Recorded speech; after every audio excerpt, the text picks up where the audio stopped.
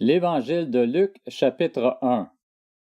Plusieurs ont entrepris de composer un récit des événements qui se sont accomplis parmi nous, d'après ce que nous ont transmis ceux qui ont été des témoins oculaires dès le commencement et qui sont devenus des serviteurs de la parole.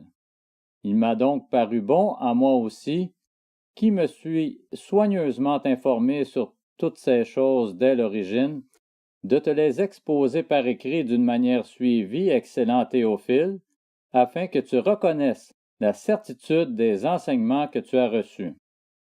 Durant le règne d'Hérode sur la Judée, il y avait un prêtre du nom de Zacharie, de la classe d'Abia. Sa femme était une descendante d'Aaron et s'appelait Élisabeth. Tous deux étaient justes devant Dieu, et ils suivaient d'une manière irréprochable tous les commandements et toutes les lois du Seigneur. Ils n'avaient pas d'enfants parce qu'Élisabeth était stérile, et ils étaient l'un et l'autre d'un âge avancé. Or, pendant que Zacharie remplissait sa fonction de prêtre devant Dieu, c'était le tour de sa classe, il fut désigné par le sort, d'après la règle en vigueur pour les prêtres, pour entrer dans le temple du Seigneur et y brûler le parfum. Toute la multitude du peuple était dehors en prière à l'heure de l'offrande du parfum. Alors un ange du Seigneur apparut à Zacharie et se tint debout à droite de l'autel des parfums. Zacharie fut troublé en le voyant, et la peur s'empara de lui. Mais l'ange lui dit, « N'aie pas peur, Zacharie, car ta prière a été exaucée. Ta femme Élisabeth te donnera un fils, et tu l'appelleras Jean. Il sera pour toi un sujet de joie et d'allégresse, et beaucoup se réjouiront de sa naissance, car il sera grand devant le Seigneur. Il ne boira ni vin ni boisson alcoolisée, et il sera rempli de l'Esprit Saint dès le ventre de sa mère. Il ramènera beaucoup d'Israélites au Seigneur leur Dieu. Il marchera devant Dieu avec l'esprit et la puissance d'Élie, pour ramener le cœur des pères vers leurs enfants et les rebelles à la sagesse des justes, afin de préparer pour le Seigneur un peuple bien disposé. » Zacharie dit à l'ange, « À quoi reconnaîtrai-je cela? En effet, je suis vieux et ma femme est d'un âge avancé. » L'ange lui répondit, « Je suis Gabriel, je me tiens devant Dieu. J'ai été envoyé pour te parler et pour t'annoncer cette bonne nouvelle. Voici, tu seras muet, et tu ne pourras plus parler jusqu'au jour où cela arrivera, parce que tu n'as pas cru à mes paroles, qui s'accompliront au moment voulu. » Cependant, le peuple attendait Zacharie, et s'étonnait qu'il s'attarde si longtemps dans le temple. Quand il sortit, il ne pouvait pas leur parler, et ils comprirent qu'il avait eu une vision dans le temple. Il s'exprimait par signes, et il resta muet. Lorsque ses jours de service furent terminés, il rentra chez lui. Quelque temps après, sa femme Élisabeth fut enceinte. Elle se cacha pendant 5 mois, disant, « C'est l'œuvre que le Seigneur a faite, quand il a porté le regard sur moi, pour enlever ce qui faisait ma honte parmi les hommes. » Le 6e mois, l'ange Gabriel fut envoyé par Dieu dans une ville de Galilée appelée Nazareth, chez une vierge fiancée à un homme de la famille de David appelé Joseph. Le nom de la vierge était Marie. L'ange entra chez elle et dit, « Je te salue, toi à qui une grâce a été faite, le Seigneur est avec toi. Tu es bénie parmi les femmes. » Troublée par cette parole, Marie se demandait ce que pouvait signifier une telle salutation. L'ange lui dit, « N'aie pas peur, Marie, car tu as trouvé grâce auprès de Dieu. Voici que tu seras enceinte. Tu mettras au monde un fils et tu lui donneras le nom de Jésus. Il sera grand et sera appelé Fils du Très-Haut, et le Seigneur Dieu lui donnera le trône de David, son ancêtre. Il régnera sur la famille de Jacob éternellement, son règne n'aura pas de fin. » Marie dit à l'ange, « Comment cela se fera-t-il, puisque je n'ai pas de relation avec un homme? » L'ange lui répondit, « le Saint-Esprit viendra sur toi et la puissance du Très-Haut te couvrira de son ombre. C'est pourquoi le saint enfant qui naîtra sera appelé Fils de Dieu. Voici qu'Élisabeth, ta parente, est elle aussi devenue enceinte d'un fils dans sa vieillesse. Celle que l'on appelait la stérile est dans son 6e mois. En effet, rien n'est impossible à Dieu.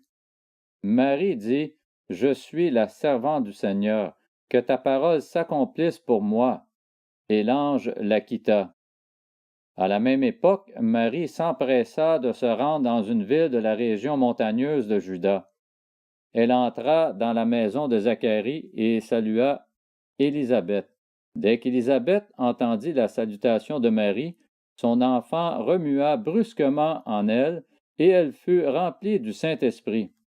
Elle s'écria d'une voix forte, « Tu es bénie parmi les femmes, et l'enfant que tu portes est béni. Comment m'est-il accordé que la mère de mon Seigneur vienne vers moi? En effet, dès que j'ai entendu ta salutation, l'enfant a tressailli de joie en moi.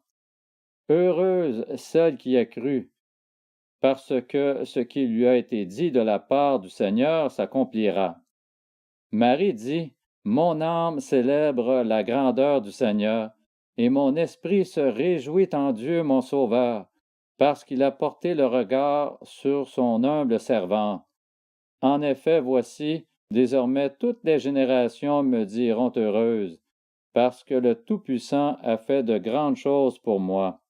Son nom est saint, et sa bonté s'étend de génération en génération sur ceux qui le craignent. Il a agi avec la force de son bras, il a dispersé ceux qui avaient dans le cœur des pensées orgueilleuses.